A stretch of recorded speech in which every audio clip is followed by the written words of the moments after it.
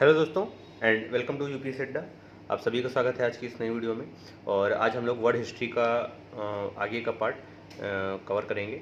और starting from last class में हमने अमेरिकन रिवोल्यूशन देखा था। Today is the turn of French revolution. तो फ्रेंच रिवोल्यूशन 1789 में हुआ था और it ended the feudalism in the France and it led to the spread of धीरे धीरे French revolution spread to rest of the Europe also. और the French Revolution of 1789 stood for the nationalism, liberty from the oppression of feudalism, equality by providing equality before law, and ending feudal privileges, and fraternity, that is unity among the people of France who had came together to build a new society of themselves, democracy and republicanism, or capitalism by ending the feudal economy and providing security to of property and freedom of enterprises. तो ये सारे चीज़ें French revolution की outcome रही। और France में French revolution के पहले फ्यूडलिज्म था और उसमें 3 ई स्टेट्स हुआ करते थे। जो फर्स्ट ई स्टेट था एक क्लर्जी से रिलेटेड था एंड जो कि ऑफिशियल्स होते थे चर्च के। जो सेकंड ई स्टेट था वो नोबिलिटी थी, तो they are the aristocrats. Third जो है जिसमें इन दोनों के अलावा जितने लोग थे सब थर्ड में आते थे। थर्ड स्टेट में मिडिल क्लास था जो कि थोड़ा रिच था कंपेरेटिवली। इसमें लैंड ओनर्स थे, लॉयर्स, डॉक्टर्स, मर्चेंट्स, राइटर्स, ये सब आते थे। सिटी वर्कर्स थे और पेजेंट्रीज थी। 80% ऑफ द होल पॉपुलेशन ये पेजेंट्री थी, जिसमें से फ्यू पीजेंट्स और स्मॉल लैंड ओनर्स और अधिकतर जो है लैंडलेस पीजेंट्स हुआ करते थे। तो फर्स्ट ई स्टेट जो अगर उसको हम डिटेल में देखें तो जो ये लोग थे largest per capita owner of land थे। अबाउट 10% ऑफ लैंड जो थी लेस देन 1% ऑफ पॉपुलेशन के पास थी फर्स्ट ई स्टेट के। And they had political influence since the society was religious and therefore had social influence also. और जो senior clergyman थे were represented in king's court and therefore they would influence the king's policies also. और उनके पास monopoly थी over the all religious matter and no religion other than the Christianity was allowed in the France। तो Catholic Christian जो थे यही clergy हुआ करते थे। And they had economic powers because they earned their manorial due, that is the rent from landless peasants who did farming on their lands. इसके अलावा they had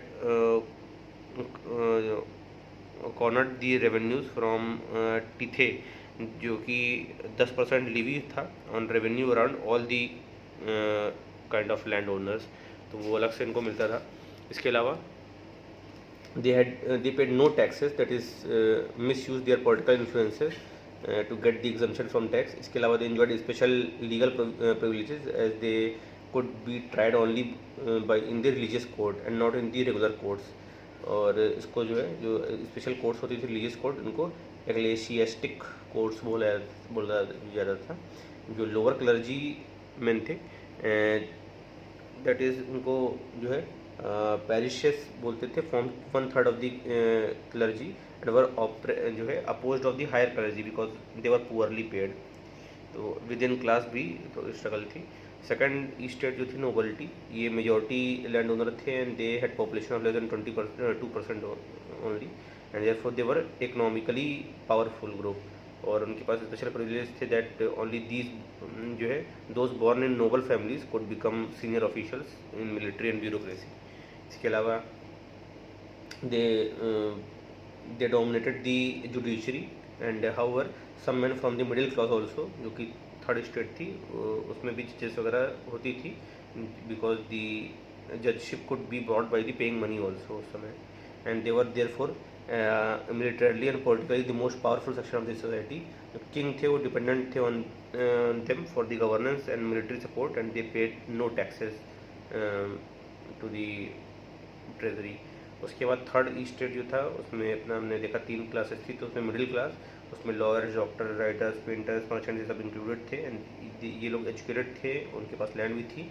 around 8% of population थे और उनके पास 25% के अराउंड लैंड थी।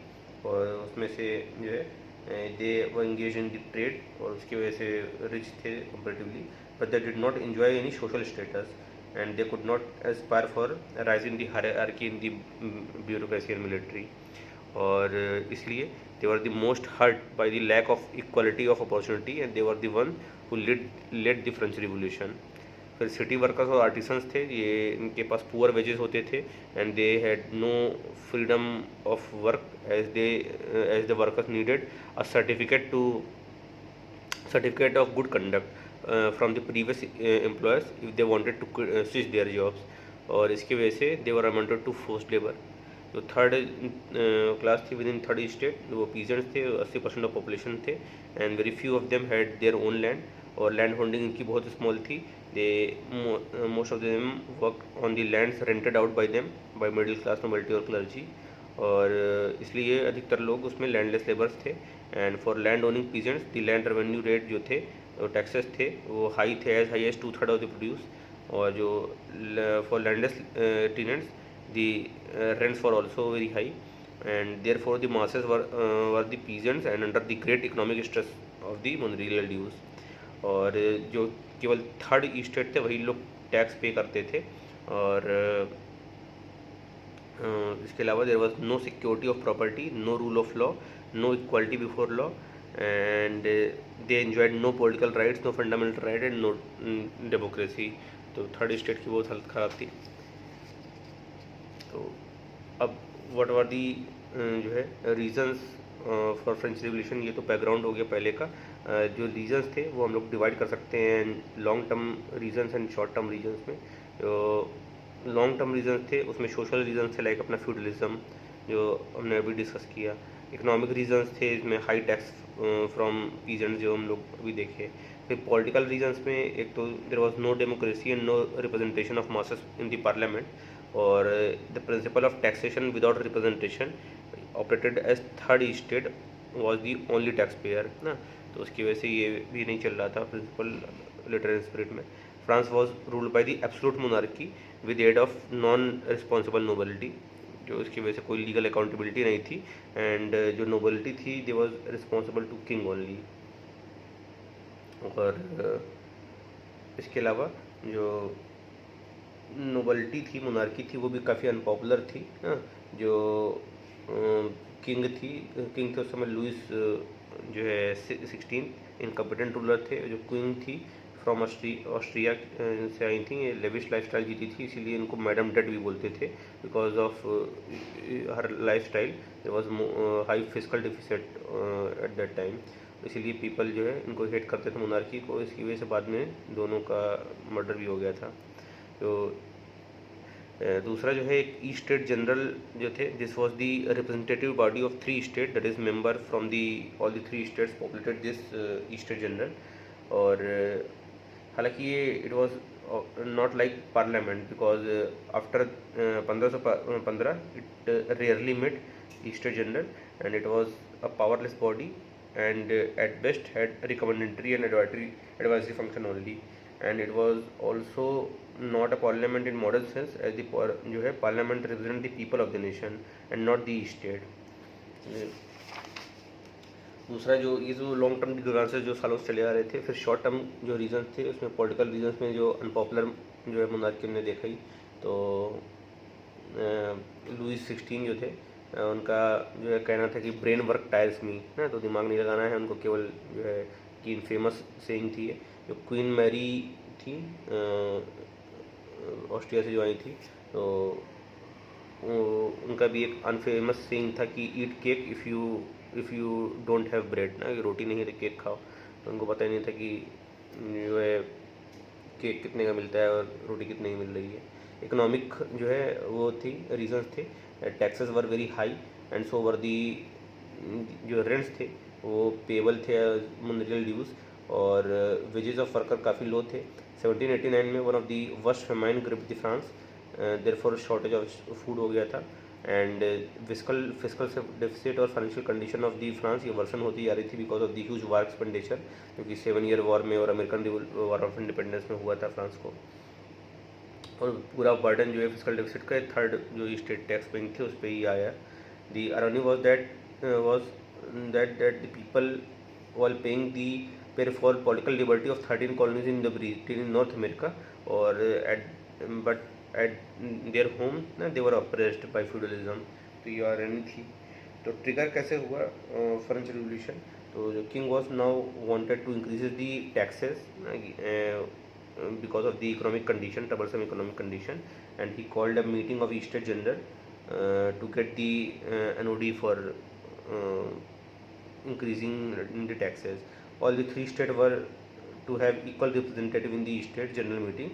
जो middle class representative थे third state के, उन्होंने डिमांड किया twice the seats, so that the ratio of between first and second state and the third state is 1:1, and decision is democratic and therefore a chance of not increasing the tax.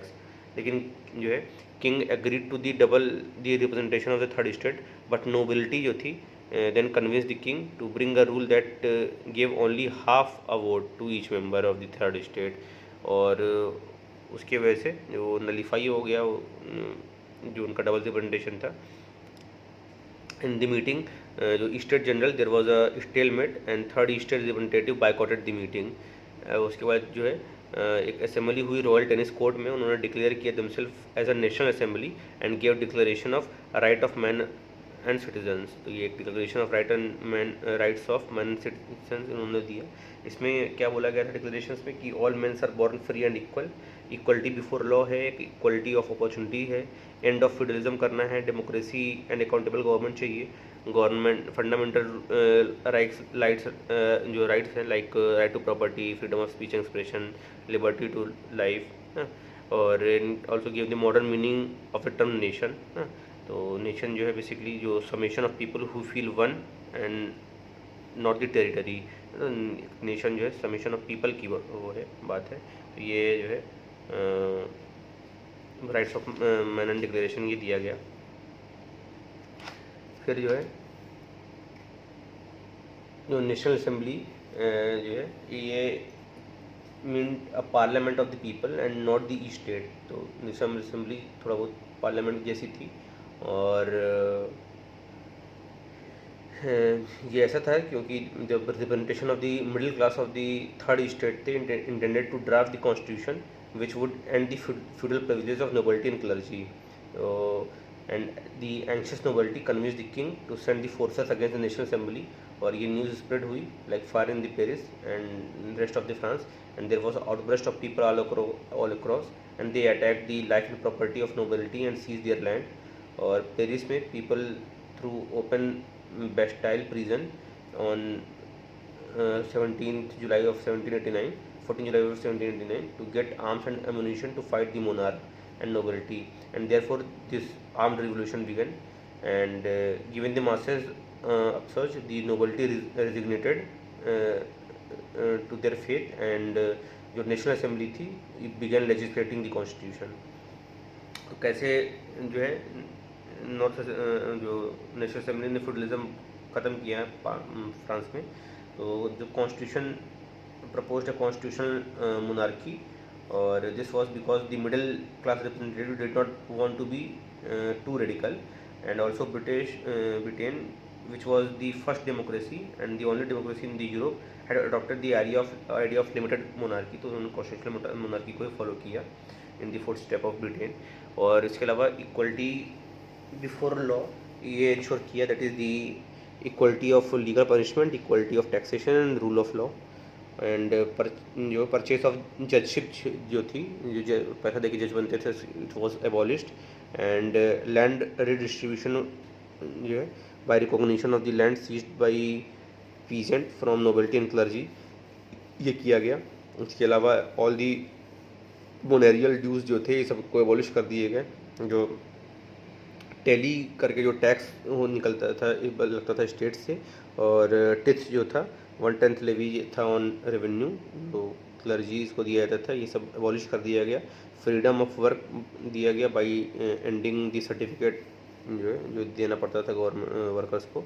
और constitution of 1791 give the voting rights to all the men above 21 years of age and have some minimum income. और points of rights of man and citizen थे, इसको भी incorporate किया गया इसमें. तो event क्या हुए आफ्टर फ्रेंच रिवॉल्यूशन 1789? तो monarchy and nobility of rest of the Europe got anxious by this French Revolution of 1789, and they feared the similar revolt by their people for ending the feudal privileges and absolute rule of monarchy. इसके वजह से in June 1791 king and queen of France tried to escape from the France and their intent was to end the French revolution with the help of neighbouring monarchs and they were captured and brought back. और April 1791 में war हुआ between Austria, अपना Savoy, Prussia, ये सब ने मिलकर France को attack किया and their intent was to restore the pre 1789 status in the France and now the nobility which headed senior post in the military of the France began defecting to the army, enemy की enemy की तरफ से लड़ रहे थे क्योंकि वो भी चाह रहे थे कि नेशनल असेंबली वाले हट जाएं पावर से। And they also desired to end French Revolution 1789 and there was a call for French Revolutionary Wars as the nation of France was fighting to protect the revolution। फिर जो है 1793 में France ने declare किया जो है pre-emptive war against Britain, Poland, Spain and Hungary. और ये ऐसा इसलिए हुआ था therefore by 1793 France was fighting against the nearly all the major powers of the Europe, and it was in this context there was a rise of Jacobins in the power। जो Jacobins थे they had workers as their support base and war defeat piled up and Jacobins want emergency to be declared और committee of public safety जो है ये form हुई थी। जनवरी 1793 में जो किंग थे वो उनको गुलटाइन कर दिया गया, बीहेड कर दिया गया एंड जुलाई 1793 में जो रॉबिन्स पियरे थे उनको इलेक्ट किया गया एज द हेड ऑफ जो वो। फिर एक रीन्स ऑफ टेरर आता है 1793 से 1794। जो जैकोबियंस थे they came to the power and believe that they could kill all the enemies of French revolution and in 1 year लगभग 27,000 people were killed on the suspicion of anti French revolution and emergency जो है ये impose कर दी गई थी and therefore it was a period of complete chaos and there was no rule of law, liberty और democracy. फिर by 1794 Jacobians were overthrown and Jacobins club था इसको बैन कर दिया गया and old middle class conservatives again came to the power. 1795-99 तक जो directory form of government चली and the constitution again link to the right to vote with income criterias. और 1799 में फिर Napoleon came to the power. तो अभी ये France में नेपोलियन का एरा वो देखते हैं। तो 1798 में नेपोलियन ने बैटल ऑफ पिरामिड इजिप्ट में जीता था एंड इसमें ब्रिटेन जो है destroy the French fleet and they struck in their area French struck and failed to capture Syria, लेकिन बैटल ऑफ पिरामिड जीत लिया था। दिसंबर 1799 में कूप हुआ और कॉन्सुलेट फॉर्म ऑफ गवर्नमेंट बनी with 3 members as the head. 1800 में constitution change किया गया and Napoleon became the first consulate that is the head of state.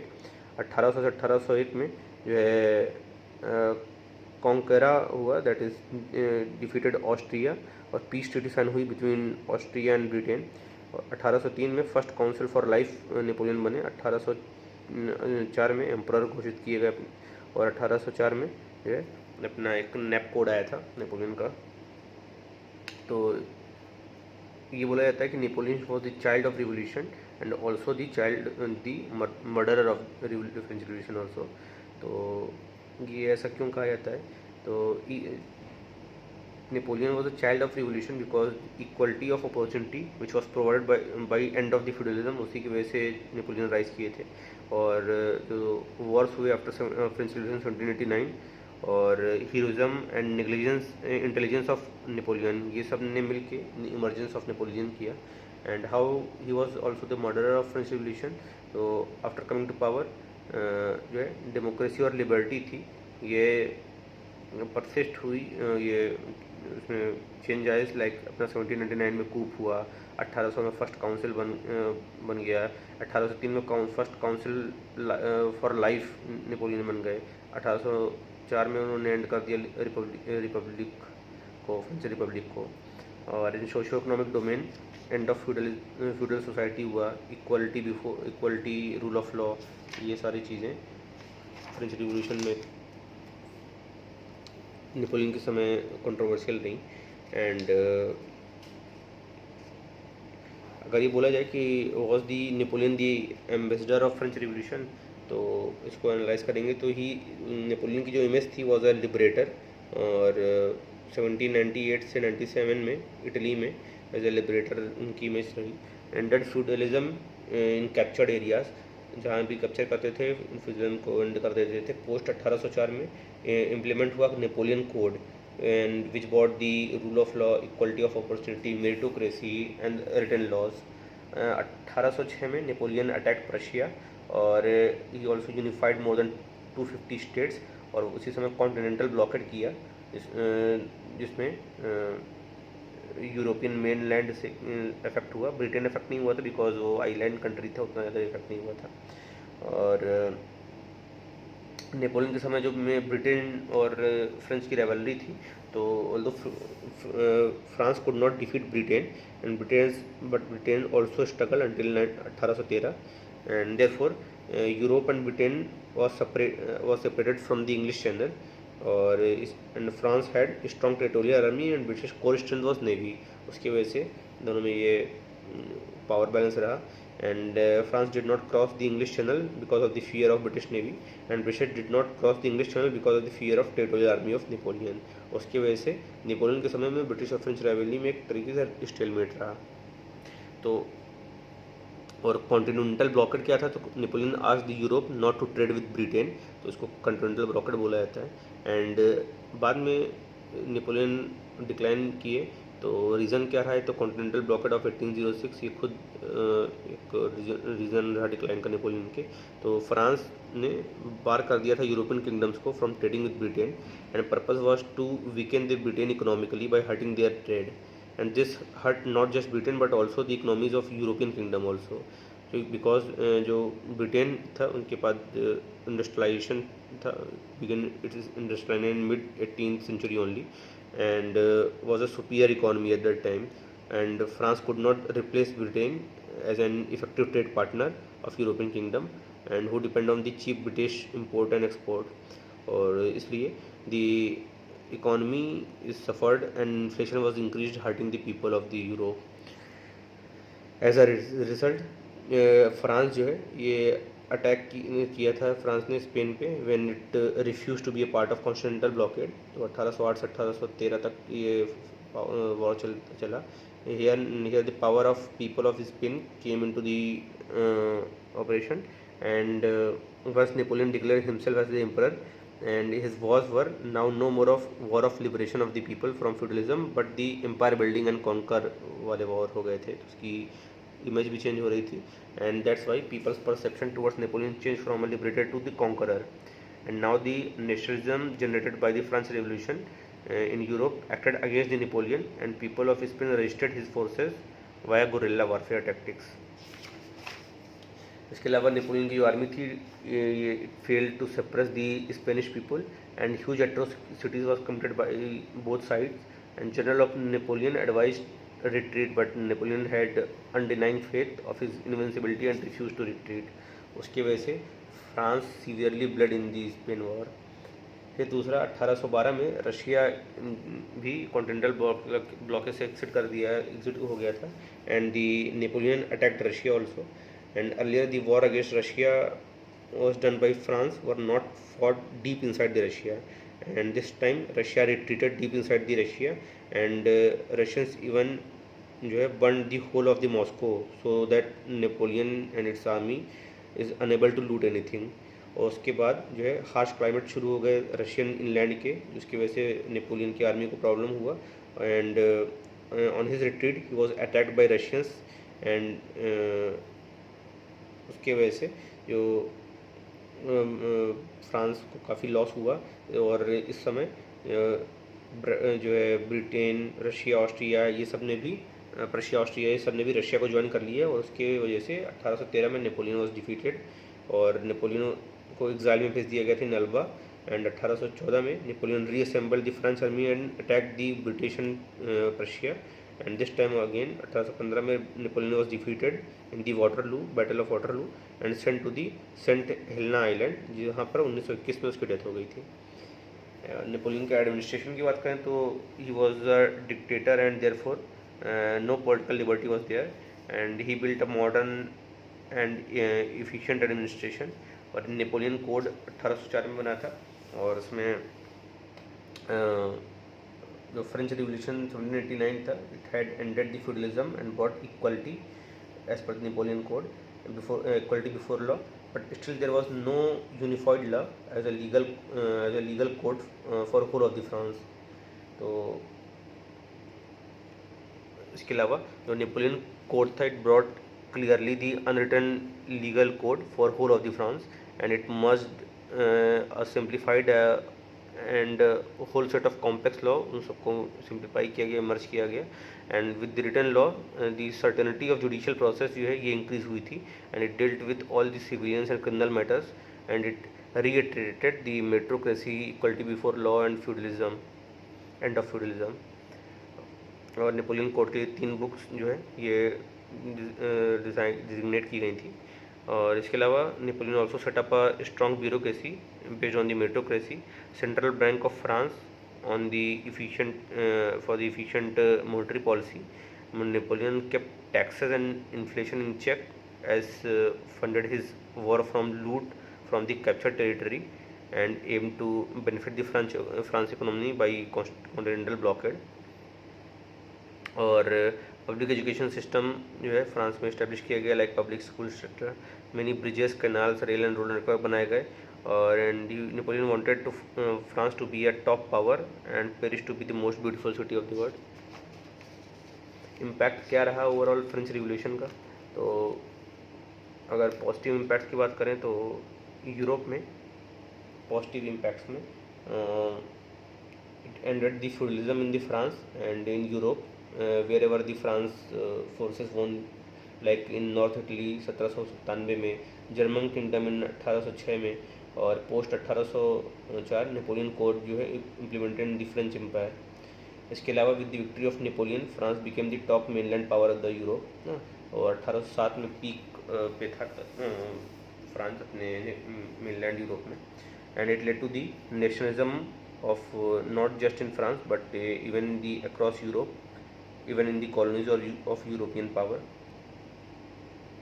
जो rise of nationalism हुआ था, it had a huge impact on the Europe, like in polity it implied the desire of democracy and republicanism, और in economy it led to the end of feudalism, land redistribution, और it also जो है implicated the capitalism। The nationalism also led to the desire for unification among the people divided into multiple kingdoms, and since the nation meant summation of people who felt one, therefore they should not be a part of one country। जो लोग आपस में एक तरह feel कर रहे हैं वो एक नेशन होंगे। And nationalism also mean the desire of independence. इसके अलावा outside the Europe, the people of colonies began struggle for independence, like Haiti जो है fought and a bloody war of the independence from 1794 to 1804। फिर और क्या क्या वो हुए थे? तो एक साइमन बोलीवियर एक रिवोल्यूशनरी थे, he organised the struggle for independence in the colonies like Ecuador, Venezuela, Bolivia, Peru and Colombia. And ये सारे जो है colonies war of independence start किए from Spain and these colonies gain freedom during the 1804 से 1814। Mexico gain freedom from Spain in early 1800s। Brazil gain freedom for Portuguese in 1815। And जो wars हुए after the French revolution, it weakens the European colonial power and this was treated as an opportunity by the colonies। And within the Europe, Greece got independence from the Ottoman Empire in 1832, और Belgium got independence from Netherlands in 1839, and multi-ethnic empire of the Europe came under the threat of disintegration as each ethnicity and linguistic group now desired their own country। like Austrian Empire जो था was a multi-ethnic empire and it feared the nationalism। Also, France failed to achieve the political liberty and stable and functional democracy despite the French Revolution 1789, because काफ़ी war start हो गए थे post 1792 and reign of terror 1793 से 94 तक रहा। Weak and corrupt government of directory रही 1795 से 99 तक। कूप हो गया नेपोलियन का 1799 में, एंडेड दी रिपब्लिकनिज्म इन 1804। 1815 में old monarchy came back to the power and however the spirit of democracy and जो रिपब्लिक था ये सर्वाइव किया है and people of the France rose again and again until they achieve republicanism. और 1830 में 1848 में the whole of the Europe saw protest by the people for democracy independence and unification and in France also the people protested. और as a result 1830 वाला तो uprising failure हो गया था, but 1848 में second republic of France setup हुआ under the nephew of Napoleon, that is Napoleon III। However, in 1852 he ended the republic by declaring himself the emperor. बाद में in 1870 he was overthrown and third republic of France set up हुआ and finally France became the stable republic after 1870। जो Napoleon code था it inspired the similar codes in many other countries also। इसके अलावा decolonisation हुआ पूरे world में। Congress of Vienna और concert of Europe थे 1815 में ये सेटअप हुई and even when monarchy return the feudalism could not be re-establish in the France because of the impact of the French revolution. तो ये इंपॉर्टेंट इम्पैक्ट्स रहे। French Congress of Vienna जो इसका एक इम्पैक्ट था ये देख लेते हैं। ये अपना जो है 1815 से 1914 तक जो फर्स्ट वर्ल्ड वॉर हुआ तब तक एग्जिस्टेंस में रहा एंड ये it was an informal organisation established by monarchies of the Europe after defeating Napoleon 1815 and it can be views as a crude precursor of the League of Nations जो कि post world war setup हुआ था and United Nation जो post world war II setup हुआ। Prominent member Congress of Vienna के Austria, Prussia, Russia और Britain थे। And क्यों ये इस्टेब्लिश हुआ था, तो एक तो फियर ऑफ मोनार्कीज था that they feared the nationalism of the people generated by the events of French Revolution and that is desire of democracy and republicanism। इसके अलावा multi ethnic empire like Austria feared the ethnic nationalism that could threaten the territorial integrity and after 23 years of war these monarchy desired peace in the Europe and wanted to ensure that no individual power or kingdom which is war of conquest in the Europe। Purpose था to help each other in case people of member kingdom began protest for democracy और coordinate and cooperate करना to prevent war and to punish the aggressor kingdom. For example Crimean war हुआ 1853 से 56 में। European powers came to aid of Ottoman empire against the aggressor Russia. इसके अलावा for peace in Europe under lead of Britain and Austria, the Congress of Vienna established balance of power in the Europe। फिर balance of power क्या था? It means such territorial reorganization in the Europe so that there is a balance of power among the prominent European mainland powers। जो गोल था इसका that no power could be so strong कि it could threaten or it had confidence to wage conquest against other power and no power is so weak that it become vulnerable to conquest। क्या step लिए गए थे balance of power के लिए? तो France was allowed to retain its core territory and to prevent it from becoming too weak and confederation of Rhine जो था 1806 से 1813 था was ended and its place the German confederation was created in its place and so as to have a strong entity in the east of the France and these German kingdoms were not unified with Prussia as these could form a Prussia too strong जो strongest German kingdom था उस समय का। फिर Italian kingdom were also not unified तो creation of kingdom on the basis of ethnicity could set a dangerous precedent for multi-ethnic empire like Austria। उसकी वजह से unified नहीं किया गया। Also Austria got back North Italy after 1815 and hence didn't desire the unification of Italy। Conclusion क्या रहा? Conference of Vienna failed to achieve its objective because in 1830 the monarchies were able to suppress the revolt by people for democracy. However in 1848 they were barely able to survive.